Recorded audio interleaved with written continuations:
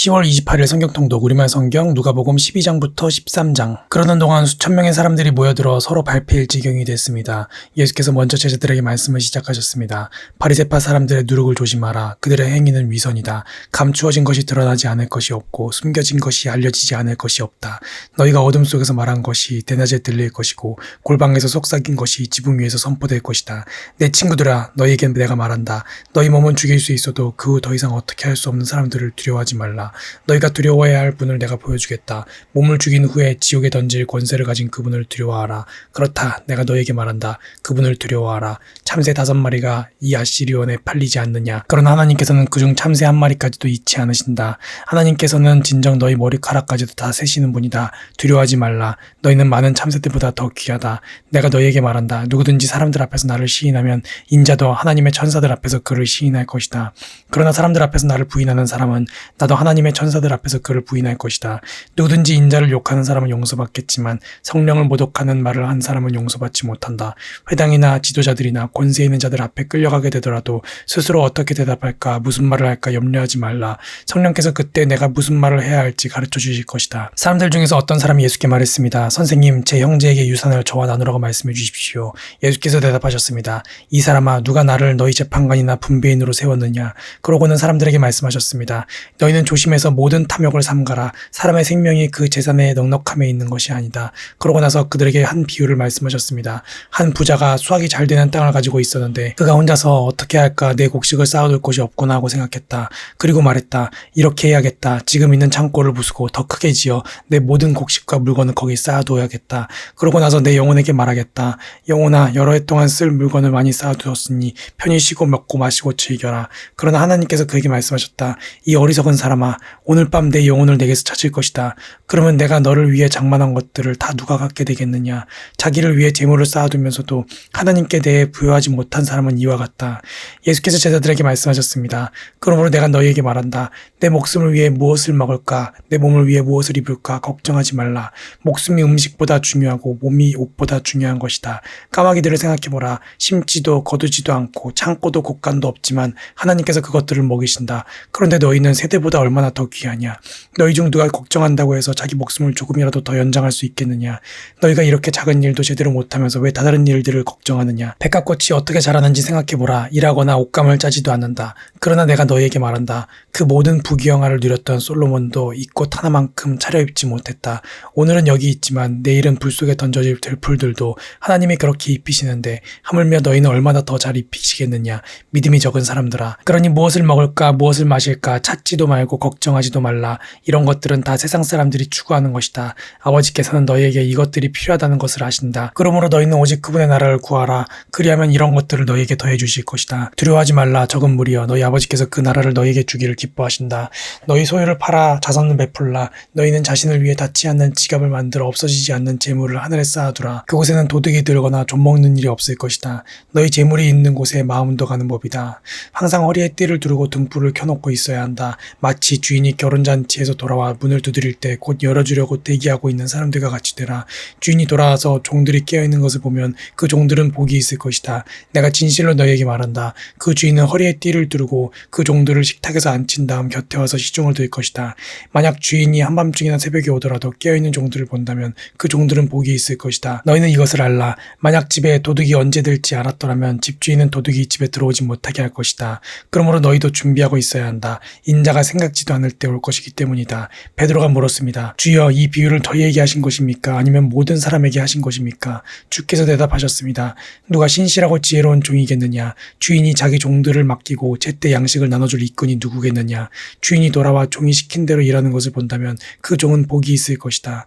내가 진실로 너희에게 말한다. 주인은 그 종에게 자신의 모든 재산을 맡길 것이다. 그러나 그 종이 주인님이 오시려면 한참 멀었다라는 생각에 남녀 종들을 때리며 먹고 마시고 취해버린다고 하자 그 종의 주인은 종이 생각지도 못한 날 그가 알지 못하는 시각에 돌아와서 그를 몹시 때린 뒤 믿지 않는 자들과 함께 둘 것이다. 주인의 뜻을 알고도 준비하지 않거나 그 뜻대로 하지 않은 종은 매를 많이 맞을 것이다. 그러나 알지 못하고 매 맞을 일을 한 종은 적게 매를 맞을 것이다. 많이 받은 사람에게는 많은 것을 요구하시고 많은 일을 맡은 사람에게는 많은 것을 물으실 것이다. 내가 세상에 불을 지르러 왔는데 이미 그 불이 붙었으면 내가 무엇을 더 바라겠느냐. 그러나 나는 받아야 할 세례가 있다. 이 일이 이루어질 때까지 내가 얼마나 괴로움을 당할는지 모른다. 내가 세상에 평화를 주러 왔다고 생각하느냐? 내가 너에게 말한다. 아니다. 오히려 분열을 일으키려 왔다. 이제부터 한 집안에서 5 식구가 서로 갈라져 셋이 둘과 싸우고 둘이 셋과 싸울 것이다. 그들은 갈라져 부자 간에, 모녀 간에, 고부 간에 서로 대립할 것이다. 예수께서 사람들에게 말씀하셨습니다. 너희는 구름이 서쪽에서 일어나는 것을 보면 즉시 폭풍우가 오겠구나라고 말한다. 그리고 그렇게 된다. 바람이 남쪽에서 불면 날씨가 덥겠구나라고 한다. 그리고 그렇게 된다. 위선자들아, 너희가 땅과 하늘의 기상은 분간할 줄 알면서 어떻게 지금 이 시대는 분간할 줄 모르느냐? 어찌해서 너희는 무엇이 옳은지 스스로 판단하지 못하느냐? 너를 고소하는 사람과 함께 관원에게 가게 되거든 너는 도중에 그 사람과 화해하도록 최선을 다하여라. 그러지 않으면 그가 너를 재판관에게 끌어가고 재판관은 너를 형무소 관리에게 넘기고 형무소 관리는 너를 감옥에 가둘지 모른다. 내가 너희에게 말한다. 너희가 마지막 1렙돈까지 다 갚기 전에는 그곳에서 나올 수 없을 것이다. 바로 그때 몇몇 사람들이 와서 빌라도가 갈릴리 사람들의 피를 그의 희생제물과 섞었다는 소식을 예수께 전했습니다. 예수께서 대답하셨습니다. 그 갈릴리 사람들이 다른 모든 갈릴리 사람들보다 더 악한 죄인이어서 이런 변을 당했다고 생각하느냐? 그렇지 않다. 내가 너희에게 말한다. 너희도 회개하지 않으면 모두 멸망할 것이다. 또 실로암에서 탑이 무너져 죽은 18명은 어떠하냐? 다른 모든 예루살렘 사람들보다 그들이 죄를 더 많이 지었다고 생각하느냐? 그렇지 않다. 내가 너희에게 말한다. 너희도 회개하지 않으면 모두 멸망할 것이다.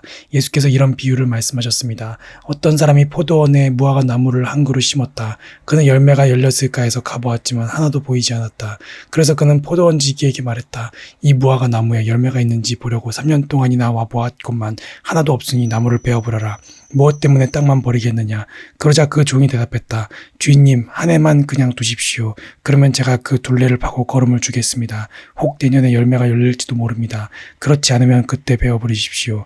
예수께서 안식일에 한 회당에서 가르치고 계셨습니다. 거기에는 18년 동안 병을 일으키는 영에게 시달리고 있는 여인이 있었습니다. 그 여인은 허리가 굽어 똑바로 설 수가 없었습니다. 예수께서 그 여인을 보고 앞으로 불러내 말씀하셨습니다. 여인아, 내가 병에서 해방됐다. 그리고 예수께서 여인에게 손을 얹으셨습니다. 그러자 여인은 허리를 쭉 펴고 일어나서 하나님께 영광을 돌렸습니다. 예수께서 안식일에 병을 고치신 것에 화가 난 회당장이 사람들에게 말했습니다. 일할 날은 엿새나 있소. 그러니 그날에 와서 병을 고치고 안식일은 하지 마시오. 주께서 그에게 대답했습니다. 이 위선자들아, 너희가 각각 안식일에 황소나 나귀를 외양가에서 풀어내 끌고 나가 물을 먹이지 않느냐? 그렇다면 아브라함의 딸인 이 여인이 18년 동안이나 사탄에게 매여 있었으니 안식일에 이 매임에서 풀어주는 것이 당연하지 않느냐? 예수께서 이렇게 말씀하시자 그를 반대하던 사람들이 모두 부끄러워했습니다. 반면에 다른 사람들은 모두 예수께서 행하신 모든 영광스러운 일을 보고 기뻐했습니다. 예수께서 말씀하셨습니다. 하나님 나라는 무엇과 같은가? 그것을 무엇에 비교할 수 있을까? 그것은 누군가 가져다 자기 밭에 심은 겨자씨와 같다. 그 씨가 자라서 나무가 되면 공중의 새들이 날아와 그 가지에 둥지를 튼다.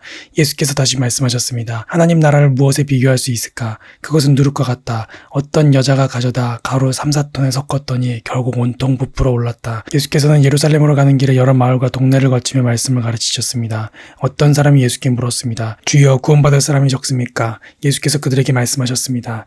너희는 좁은 문으로 들어가기 위해 힘쓰라. 내가 너희에게 말한다. 많은 사람들이 그곳에 들어가려 하겠지만 들어가지 못할 것이다.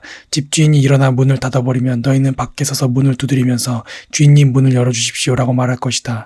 그러나 주인은 너희가 어디서 왔는지 나는 모른다라고 대답할 것이다. 그러면 너희는 저희가 주인님 앞에서 먹고 마셨고 또 주인님은 우리 동네 거리에서 가르치셨습니다라고 할 것이다. 그러나 주인은 너희가 어디서 왔는지 나는 모른다. 불의를 행하는 모든 자들아 내게서 물러가라 라고 할 것이다.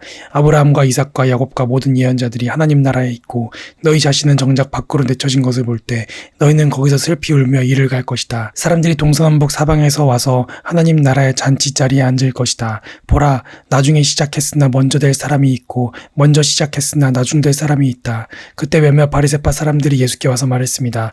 여기서 떠나 다른 곳으로 가십시오. 헤롯이 당신을 죽이려 합니다. 예수께서 말씀하셨습니다. 그 여우에게 가서 말하라. 오늘과 내일은 내가 귀신을 쫓아내고 사람들을 고쳐줄 것이다. 그리고 셋째 날이 되면 내 뜻을 이루리라. 그러나 오늘과 내일 그리고 그 다음 날에도 나는 마땅히 내 갈 길을 가야 한다. 예언자는 예루살렘 밖에서 죽을 수 없는 법이다.